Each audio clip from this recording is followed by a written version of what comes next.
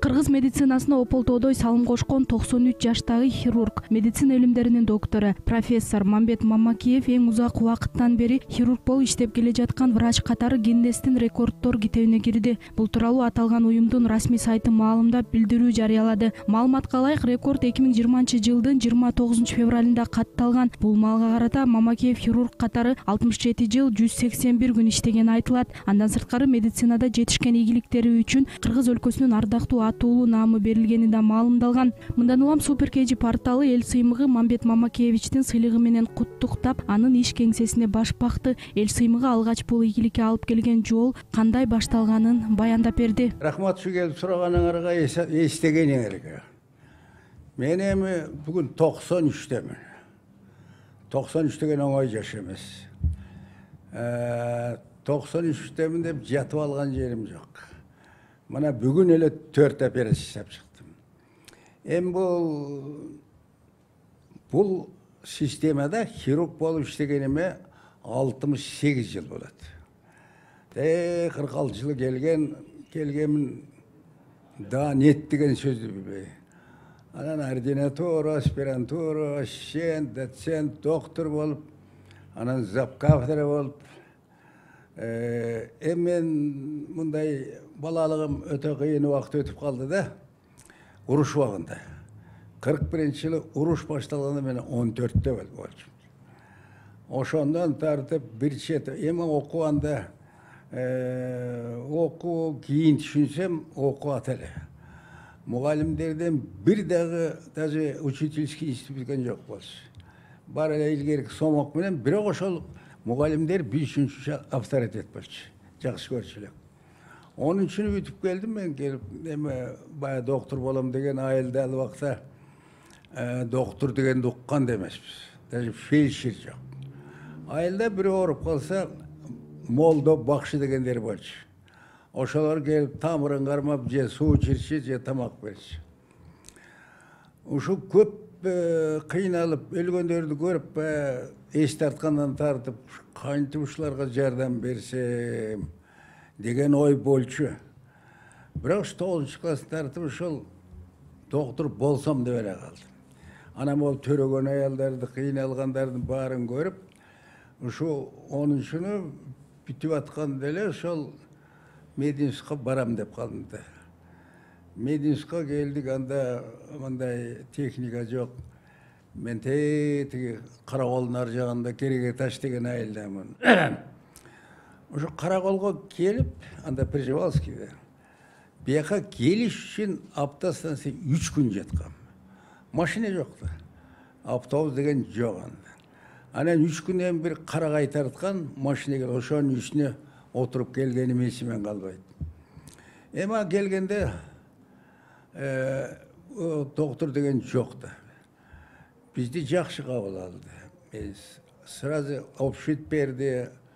Жатакана берди, койка 2 ярыстан, ошондо биринчи көрүшүм, койканы шейшеп жаздык дегенди биринчи көрүшүм.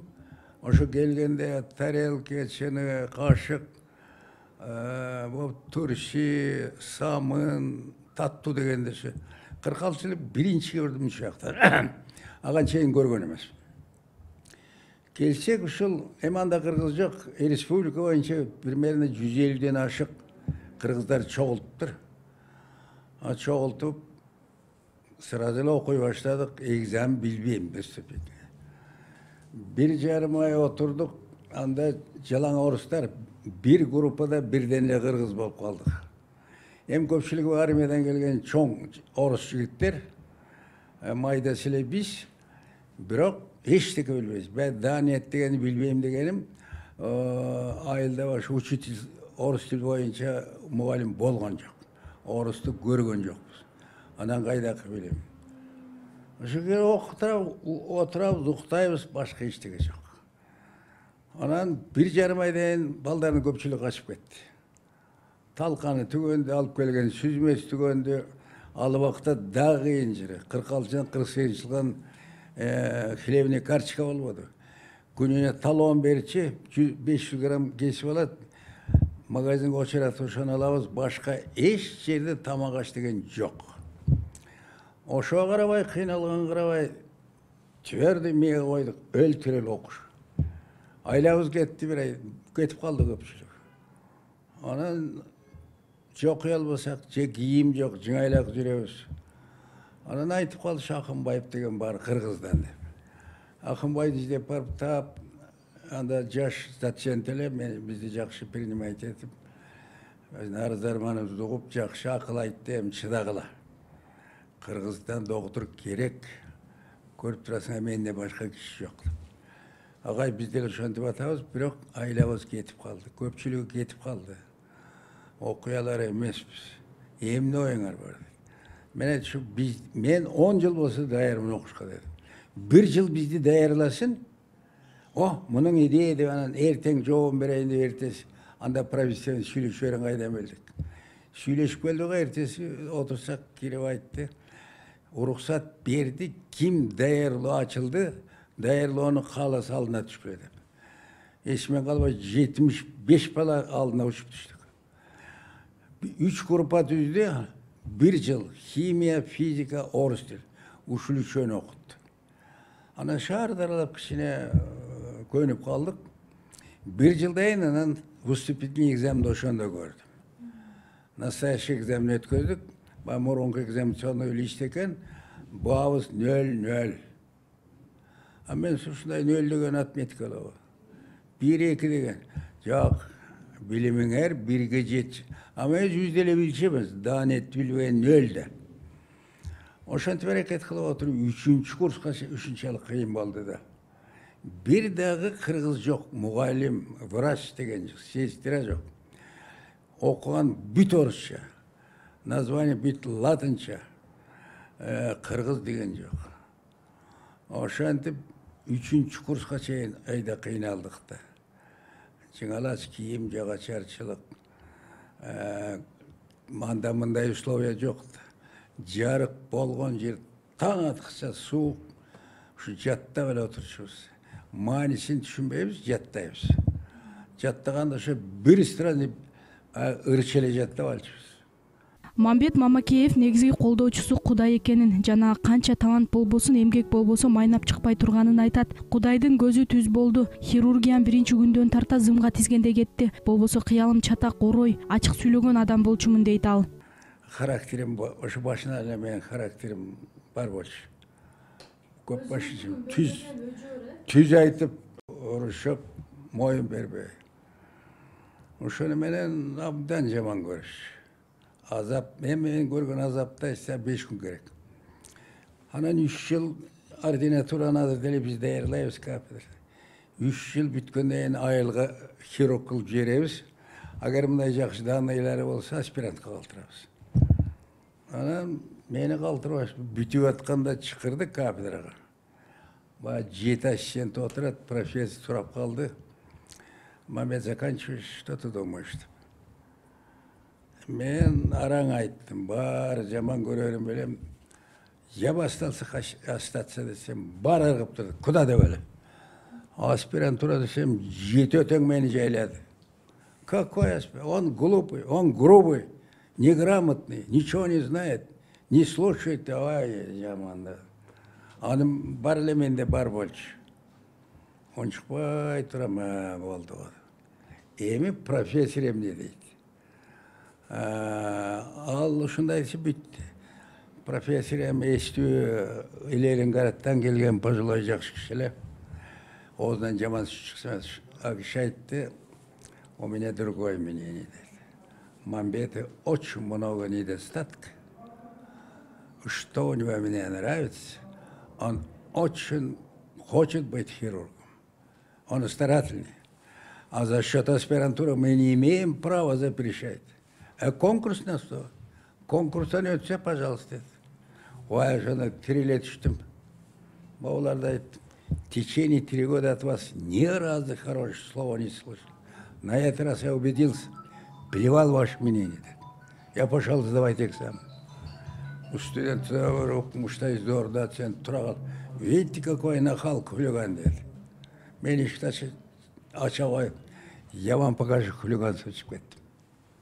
1 ай жүріп аспирантқа өтіп қайра жетіп келдім. Анан айтыша баштадым ben. Мен айттым, я как киргиз вы же боитесь. Через 3 года хочу умру, я буду кандидатом. Через 3 года вам будет трудно, места не найдет. Поэтому не поздно освобождайте. Маған көрсетпеген азаптары қалған жоқ. Бирок аспирантураны ийгиликтүү бүтүп защищать еттим. Мени Кудай таалам ушунга чейин ыраазым бир колдогон Кудайым бар. Эми кыргыздар айтпа таланты бар. Эми анын талант деле эмгекке жарашты. Ошондон болсо керек. Биринчи күндөн ушунга чейин хирургия жагы жакшы кетти. Биз жасандан колду. Жасаган адамың айыкса, все. Колуңан келип жасаган ай өлдү, бүттү. Ал эсепте сразу билинип калат. Ушуну менен ушунга чейин мен жасаган операция удачно кетти, бирөө кармай албай калды. Болбосо менин грубойлугум, ачыктыгым, бая тилим начар жаза, ушуган караса эч жак жоготот болчу. Жогото алган жок. Анан ошондон аспиранты бүтүп ассистент болуп калдым, защищать, анан доцент, докторанты өзүм аракет кылып, аны защищать эттим, анан профессор. Ошол 74-жылдан 1903 жылга зап кафедра. Анан муну ачкандан кийин Национальный хирургия центр бизде ачылды, кайбаганда буган директор болдум. 14-жылга чейин. 14-жылдан тартып мен почетный директор ушул центр. Азыр менин оğlum канат директор. Эми пенсия дебейт эми почетный директор. Мурун кандай иштесем, тош бир күн кечикпейм. Мен ушу 68 жыл мени билгендер билет, бир жерге кечигип көргөн эмесмин. Себеби жок. Калп айтканда желмоодун жаман көрөм. Ошон үчүн да нет дегенди билбей келип, ушул зданияны тургуздум. Өзүмчө хирургический школа организовать еттим. Ошо 68 жылдын ичинде 30 000 операция жасаттым. 15 доктор наугум бар менин. 30 кандидат наугум. Ушуну түздүм, ана мен өзүмдүн хирургический школамды түзүп алдым. Азыр мен иштеген бүт менин балдарым. Ошон үчүн мен жасаган, бүт менин балдарым жасайт. Мени мамдай эле багып атышат. Мен деле азырынча как медик добровольно өлөйүн деген кишини колёкмун мен. Любой возрастта бизге көп алып келет. Алжыган, көзү көрбөйт, сие албайт. Есть хирургический орун. Бирөө да отказ кылбайт. Ойлойсуңуз отказ кылган. Жок, спасай, жардам бер. Ошон үчүн адамдын жаны таттуу. Ошон үчүн добровольно өлөйүн деген киши жок. Мына менин 93-кө чыгып, азырынча байылгери кыргыздар айтча, көзү көрбөй, кулак укпай калды, алжып калды. Эми 60-тан өткөн мир боюнча хирургдар операция жасабайт. Көзү начарлайт, кулагы начарлайт, анан мээси начарлай баштайт, главное колу калчылдай баштайт. Хирургдардын башы менен колу соответствие керек да. Кудай жалгап, маган Кудай таалам жардам берип атат го. Эми жалпы организм баягы карлыкка баш ийип баратат. Аны сезип турам. Бирок мен айткан, калчылдамай алжыган, көрбөй калган ал жок. Ал признак жок. Ошон үчүн мен күнүгө азыр 3-4, мындан 3-4 ай мурун 10 операцияга чейин күнүгө жасачым. Бул эми бар 2 ай, бул деле кырсыкта. Ит оорго жабышып 2 ай камалып отурбадык. 68 биринчи жолу ушундай камалып отурушум мен. Жер таппай калдым. Ушундай страшно экен. Эми мына 10 чакты жыл иштеп күнүгө операция жасап атам. Кудайга шүгүр. Эми муну билет. ЮНЕСКО деген бул мир боюнча Лондондо болот экен. Муну мен билчү эмесмин. Анан сүйлөшүшү керек ушу былтыр. Айттыр, менден улуу бир Россияда бир кемпир бар экен. Жарым жаш улуу. Ал тег проктолог ошол. Жарым жыл болду, kat geldi ошол öldü деп. Anan hazır mir boyunca sakaldık hirta men. Men tanıgan bayağı Sovetler Srednya Javança men teң хирургтар бүт tanıçım. Hazır bürede kalgan жоқ. Бүт öldü. Daha aytып atpayım, добровольно өлейін деген кişi жоқ. Ona dedim ben, Kuday talamış ne dedim, günü kışında iştep atam, uşunun barın bilip, UNESCO, fevralda bayertenden tartıp, men Saturn'un telefon barı bilediken, internet çıkıp dur. Gel o zaman pozdravit etip bu men için kovanış. Bu sıymak, urmat. Jeke men için emez. Menin хирургтарым için, республиканın medikleri için, жалпы республика için бұл сыймақ. Мындай жоқ, мындай болған емес. Ошон үшін бұл жаман емес. Hem бұл жол açılsa самолет, бұлардың представитель келеді екен. Келіп, диплом маға табыштайды екен. Ана мен операцияма қатышады екен. Қатышсаң жақсы болады. Men operatsiyama kayıp, çoğdorun barı kaçışkan. Hemen Kuday meni kollayıp деп atpayım. Ular kaçışkan emi. Anday kişiler kaçışkanda ülboy xirurgtun kolu butu kalçıldaydı. Koluna başladı, kolu mintet. Men de Kuday jalga uşular gelgende nabarat. Uşunçalık ededi. Uşunçalık maktı. Akayıp kaçışkanda jölüye söp çıkan. Mabet ben. Men fizika menen matematik точная наука. Көрсе точно бияқта екен. Сенсация, чудо. 10 минуттың ішінде адам денсаулығын орысына алып салдыңыз деп. Сразу миллион беріп, президентский фондыдан bir этаж ремонт жасады алғанбыз. Маған мамилесі жақшалар, іштеген кішіні жақсы көрші. Ошон үшін маған деле асылған жоғатам дегендер көп болды.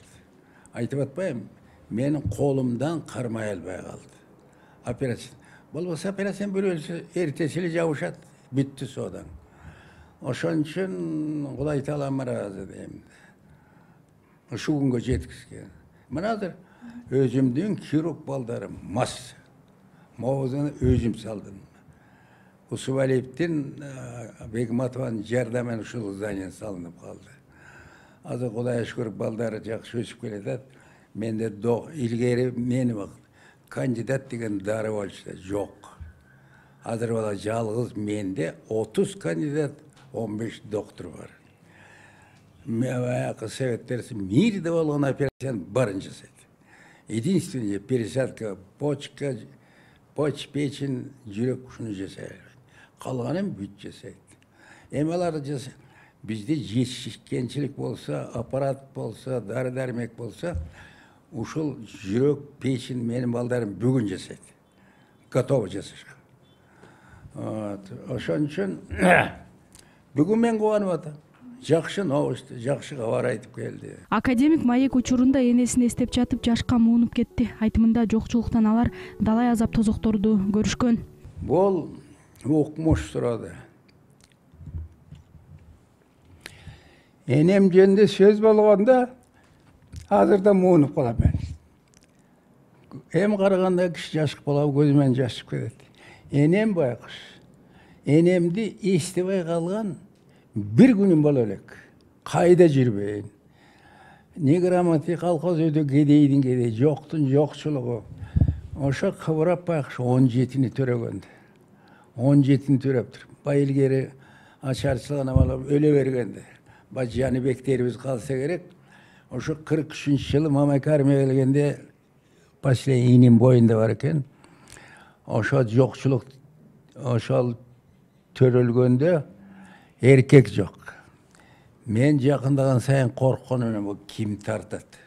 Айылда төрөлдө эле тартып төрөтчү.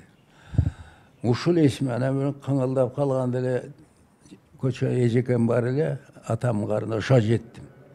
Экөөбүз чуркап келдик, андай лампа жок эчтеке жок. Төрөп койду, өзү эле тым-тырс, үнү чыкпайт. Мурун көрчүмүн ошо төрөгөндө. Чаканы калдырат, муздак суу чачып, ошону жасадымча тым-тыр араң эле бирдим. Анда мындай свет жок. Анан тирүү. ошондо ороп алган мындай чүпөрөк жок. Бир жаман тряпкага ороп алып, аны эртеси таң атканда көрүп мен эсим чыгып кеткен. Жаңа жаш чыйпын эле баласы. Курсагым мындай аны кийин түшүндү. Энем төрөгүчө бир ырыстуу тамак ичкен жокtu. Кайдан болот? Ушу кантип киши болсун деп. Эми өлбөсө ошо бала тирүү жүрүп аман чоңойду. Мына ноябрда өлдү 76-га чыгып. Ошол иним 6 балалы болду, 15 неберели болду. Ноябрда ошо бала өлдү. Анан энем байкуш эми жакшы аракет кылдым ушунун сүтүнөн кутулсам деп. Эми байкуш мен барганда эшиктин астында эле отурчу келээрин угуп. Бир табакка суу куюп алып эле. Түкүрүп койчу деп эле. Мунун баарын аткарчым. Кийин мен доктор болуп калдым да 70-жыл. Эми мен көпкөндү билбейм, көпкөн жокмун го дейм. Кичине болуп калдым эле. Барсам дагы отуруптур, дагы ошенткен. Ой, койчу эне, болбо, кечке эмете бересиң деп басып кеттим. Артыман болбой. Жок, түкүрттү. Анан келерки жыл өлүп калды. Келерки 85-нде өлдү. Келерки жылы барсам, ошол үйдөн тым-тырс, бүт өлгөндөй.